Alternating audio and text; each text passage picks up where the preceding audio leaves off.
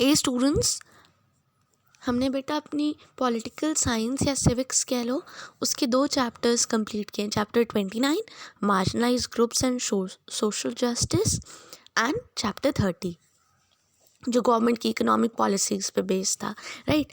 चलिए आज मैं आपको इसके क्वेश्चन आंसर्स करा देती हूँ दोनों चैप्टर्स के।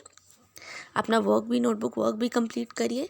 एंड जहाँ पे भी आपको कहीं कुछ डाउट लग रहा है किसी चैप्टर में, किसी वर्क में, तो मुझे आप पर्सनली सेंड कर सकते हैं, ग्रुप में भी सेंड कर सकते हैं। बट ग्रुप में इतने सारे मैसेजेस के बीच में ढूंढना is difficult.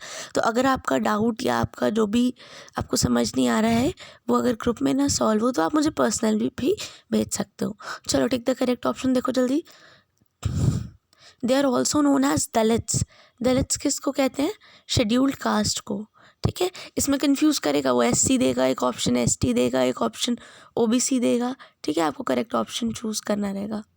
The percentage of population of ST in India as per is -% according to 2011 census. कितनी परसेंट है? 8.6.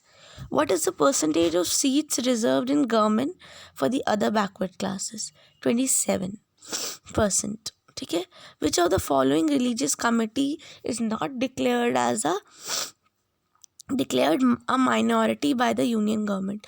इनमें से किसको माइनॉरिटी नहीं बोला गया है?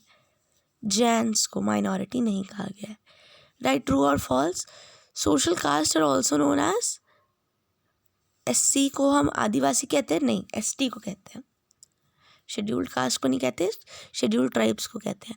Muslims are not in minority groups, false. Muslims minority में आते हैं। Are constitution defines OBC as socially and educationally backward. हाँ, ये सही है। द नेक्स्ट है the famous weekly Harijan was started by BR Ambedkar. ये रॉन्ग है। Article 17 deals with the practice of untouchability. ये करेक्ट है। अब देखो आगे शॉर्ट आंसर्स हैं। मार्जिनलाइजेशन क्या होता है? शेड्यूल्ड ट्राइब्स क्या होता है?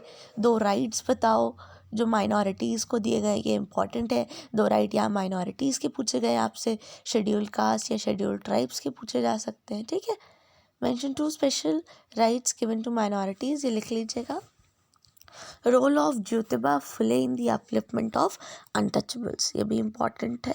व्हाट इज़ मैनुअल स्कैवेंजिंग, ये भी मैंने आपको बताया है। इसके आगे बच्चों क्वेश्चन आंसर्स हैं लॉन्ग वाले, ये आप देख लीजिएगा। हम बढ़ते हैं अपने नेक्स्ट चैप्टर की तरफ, that is government and economic development, ठीक। इसके टिक द करेक्ट आंसर्स देखिए।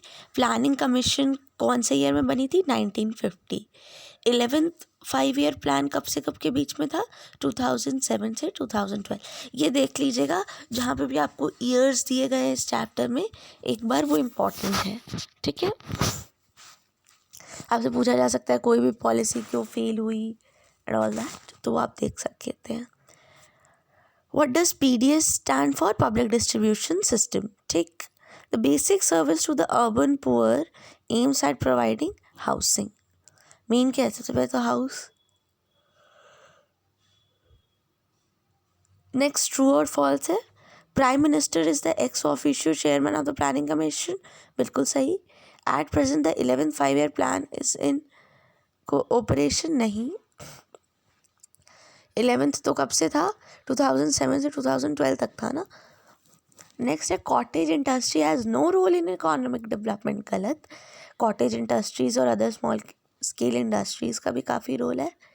Irrigation, modern agriculture machinery, fertilisers and ये सब ग्रीन रेवोल्यूशन का पार्ट है, बिल्कुल सही। Indira Awas Yojana is for rural areas, ये भी बिल्कुल सही। ओके, देन शॉर्ट आंसर्स देखिए। यहाँ पे आपसे 5 ईयर प्लान के बीच से जो स्ट्रैटेजी है वो पूछी गई है। 3 ऑब्जेक्टिव्स पूछे गए हैं प्लानिंग इन इंडिया के, इम्पॉर्टेंट है, मैंने आपको फर्स्ट सेशन में ही कराया है। Programmes undertaken by the government in field of education, ठीक है। सर्व शिक्षा अभियान है, नेशनल रूरल हेल्थ मिशन है, अर्बन हेल्थ मिशन है, हेल्थ केयर फैसिलिटीज़ और एजुकेशन के लिए। सर्व शिक्षा अभियान पे अलग से देखो क्वेश्चन पूछा गया है, ये भी इम्पॉर्टेंट है। What is the essential commodity act, ये भी देख लीजिए।